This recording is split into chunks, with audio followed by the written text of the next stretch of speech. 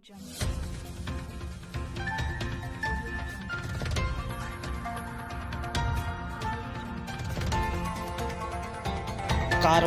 TV, हर पल आपके साथ। वही नहीं होता है जो जनता के बीच में काम करने वाले जन सेवक होते हैं, उनके लिए उनका परिवार उनकी जनता होती है।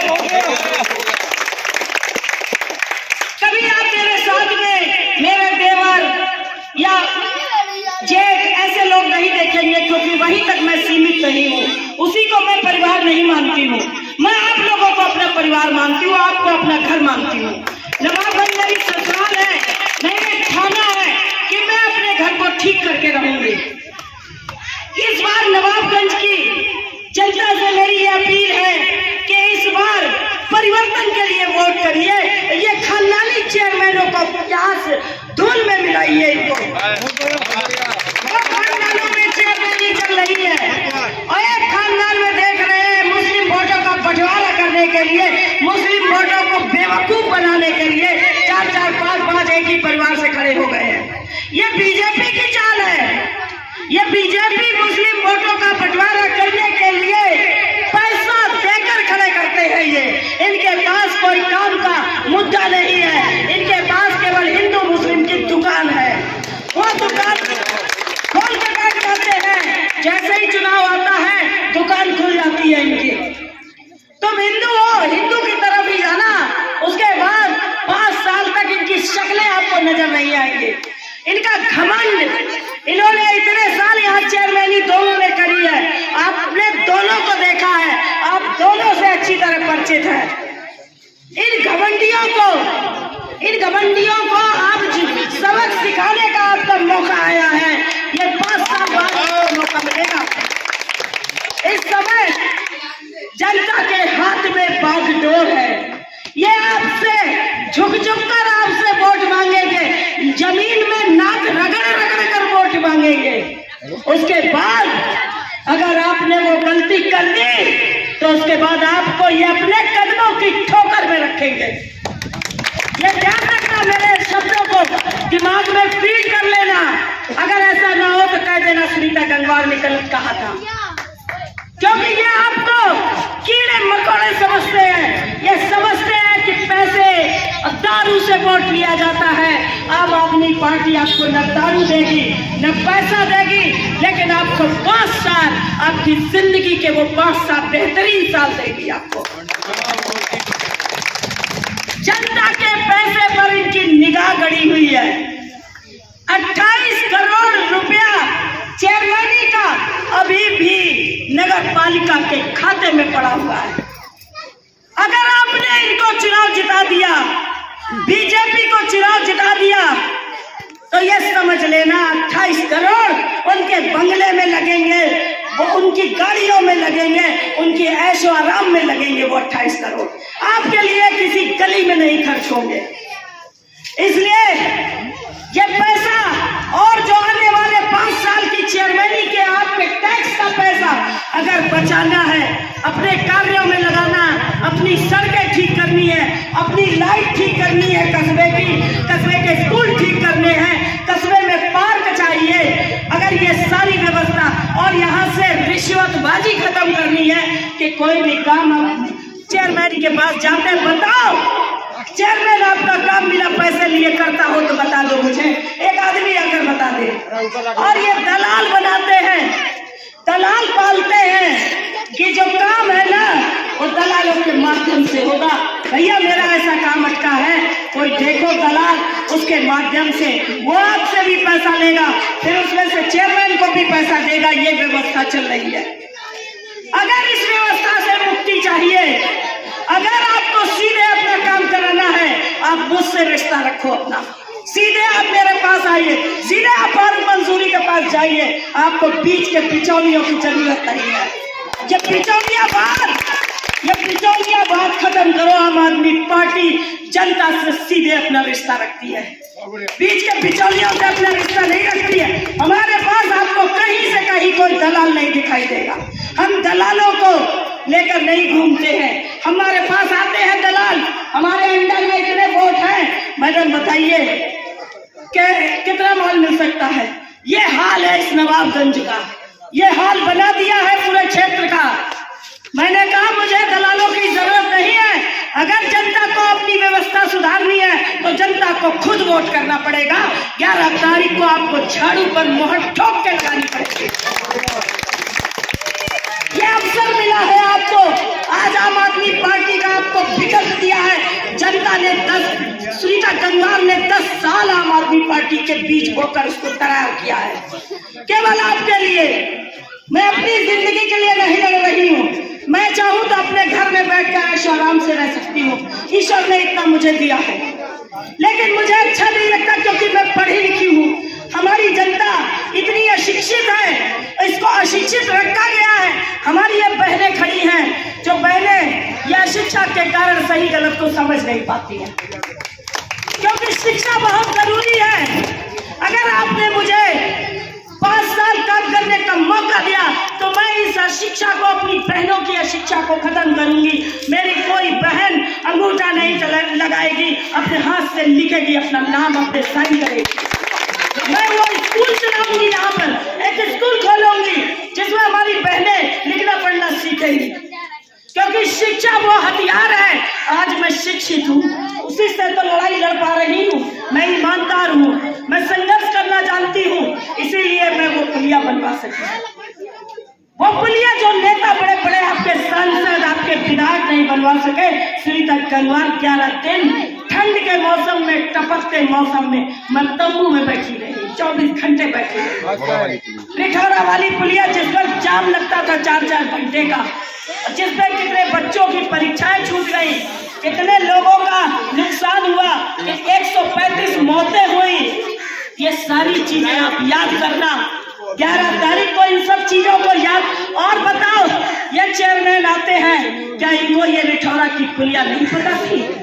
क्या इनको संघर्ष नहीं करना चाहिए था अपनी जनता का? तो इसका जवाब होता है ये हमारे चेयरमैन ही क्षेत्र में नहीं आती है, इसलिए हमको करने की जरूरत नहीं है। क्या सुनीता गंगवार की कोई चेयरमैन ही थी, या विधायक ही थी, या सांसद ही थी? क्या था मेरा? सांसद जी कहते हैं हमारे 40 साल से जो बने हुए सांसद बैठे हैं एक बरगद का पेड़ बनकर, बरगद की तरह अपनी जड़ें जमा ली है दलालों के माध्यम से। वो कहते हैं बजट नहीं है। 40 साल से एक पुलिया बनने का बजट ही नहीं आया, और 11 दिन बाद बजट आ गया और वो पुलिया बन गई। 148 करोड़ का लिखित मेरे पास आज भी वो कागज रखा हुआ, आप चाहो तो आपको दिखा सकती हूँ। 148 करोड़ सितारगंज तक के लिए हर पुलिया को ठीक करने का बजट आया हुआ था, लेकिन इन्होंने एक ही पुलिया बनवाई क्योंकि उसने सुनीता गंगवार ने धरना दिया था। बाकी पुलिया वैसी की वैसी पड़ी है। क्या हर पुलिया के लिए सुनीता गंगवार धरने पर ही बैठी रहेगी? बताओ। इसलिए मैंने कहा कि सारी पुलिया मैं ठीक नहीं करा सकती हूँ धरने से, इसलिए आपसे आप हाथ मजबूत करने के लिए मांग रही हूँ, आम आदमी पार्टी को मजबूत करने के लिए कह रही हूँ।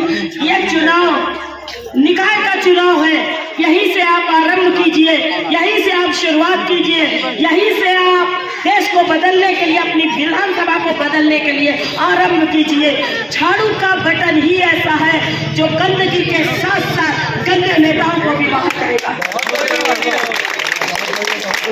ये भ्रष्टाचार और ईमानदारी की लड़ाई का चुनाव है।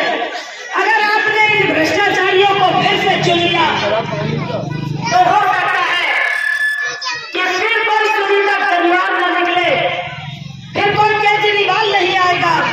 आपको बचाने के लिए सुनीता गंगवार ने कभी आप जनता के ऊपर उत्पीड़न हुआ है तो मैंने आकर डटकर इनका मुकाबला किया है। आपको एक कारण बता दूं, ये रियाज बदलू आपके सामने ये पत्रकार खड़ा है, ये सीधा साधा ईमानदार पत्रकार है।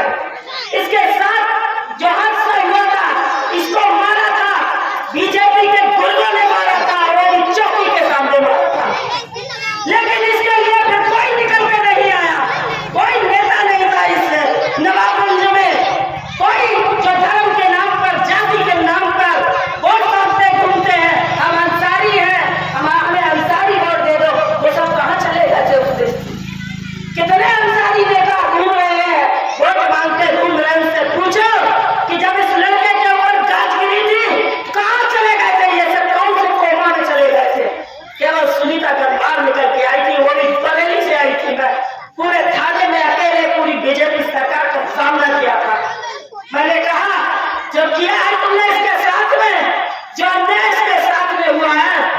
अन्याय को आपको मैं कानून से सजा दिलाऊंगी। और 8 महीने तक वो नाक रगड़ते रहे कि समझौता कर लो, लेकिन मैंने समझौता नहीं किया। मैंने कहा तुमको मैं कोर्ट में देखूंगी। लेकिन उसके बाद इसके कहने पर शर्त के अनुसार समझौता हुआ, सम्मान के साथ समझौता। मैंने कहा कि ठीक है, अगर करना चाहता है तो कर ले, लेकिन इसकी तरफ आंख उठाकर कोई देख नहीं सकता है। बहुत बढ़िया। ये लड़ाई सुनीता जम्वाल, ये तो मैं आपको एक एग्जाम्पल बता रही हूँ। इतने एग्जाम्पल है कि बताने बैठ जाऊंगी तो मुझे पीलीभीत की जो सभा करनी है वो रह जाएगी। इसलिए साथियों, इस बार गलती करने का समय नहीं है, भ्रमित होने का समय नहीं है, और वोट बेचना नहीं है। मैं एक छोटी सी कहानी आपको सुनाना चाहूंगी कि एक बार एक नेता जी आए, बोले चाचा 1000 देता हूँ, ये रख लो, मुझे वोट दे देना।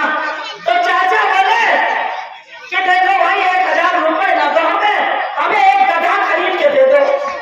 बोले ठीक है। तो वो गधा खरीद ले। गधा खरीदते खरीदते देखा 20,000 से नीचे कोई गधा ही नहीं मिल रहा था। भाई 1000 में गधा मिल नहीं पाया। बोला क्या है? बोले चाचा गधा तो 20,000 से नीचे मिल नहीं रहा, तुम ये 1000 रुपए रख लो और मुझे वोट दे देना। तो उन्होंने कहा बेटा, जब एक गधा 20,000 में मिलता है तो मैं तो एक इंसान हूँ, क्या मेरी गधे से नीचे वैल्यू है जो मैं अपना वोट तो मैं 1000 में दे दूँ? ये सीख लो आप इस चीज से, ये सीख लो। वोट बेचना लोकतंत्र को खत्म करना होता है। लोकतंत्र खत्म होने का मतलब है कि आपने अपने आप को गुलाम बना लिया, आपने गुलामी की जिंदगी जीने पर आप मजबूर हो जाएंगे। वही चेयरमैन आपसे कहेगा तुम तो पैसे ले चुके हो, अपने काम के लिए मेरे पास आए हो। इसलिए ये आपको पैसे का लालच दे, डराए, धमकाए, मेरा नंबर डायल करो। पैसे का लालच दे, आप रिकॉर्डिंग करें इनकी कि देखो ये पैसे बांट रहे हैं, देखो ये दारू बांट रहे हैं, इनकी रिकॉर्डिंग मुझे भेजो, मैं इनके खिलाफ कार्रवाई करवाऊंगी। बीजेपी के पास हिंदू मुसलमान की दुकान और पैसा और दारू, इसके अलावा कोई हथियार नहीं है चुनाव जीतने का। इन बहरूपियों से बचो। ये बहरूपिये आज झुककर सलाम कर रहे हैं, झुककर नमस्ते कर रहे हैं, उसके बाद ये जनता को अपने पांव की ठोकर में रखेंगे। इतने घमंडी हैं, इतना घमंड है इन लोगों को कि उसके बाद मूंछों पर ताव धर के चलेंगे और आपके वोट पर, पूरी चेयरमैनी पर ऐसे अधिकार जताएंगे, आपके पैसों पर, कि जैसे इनके बाप की जागीर है। इन्होंने चेयरमैनी को अपनी जायदाद बना लिया है। नवाबगंज की चेयरमैनी को सोचते हैं कि मेरी जागीर है। ये जागीर इनकी नहीं है, ये जागीर आपकी है, आपकी सबकी जागीर है।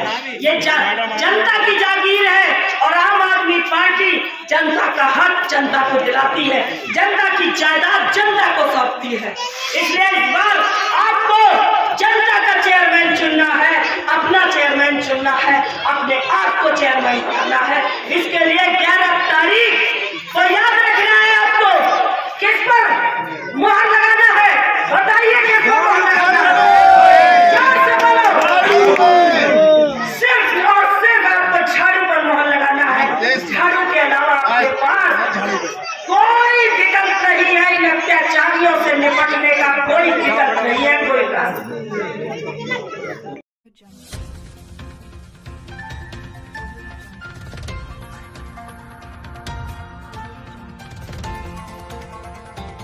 कारवां टीवी, हर पल आपके साथ।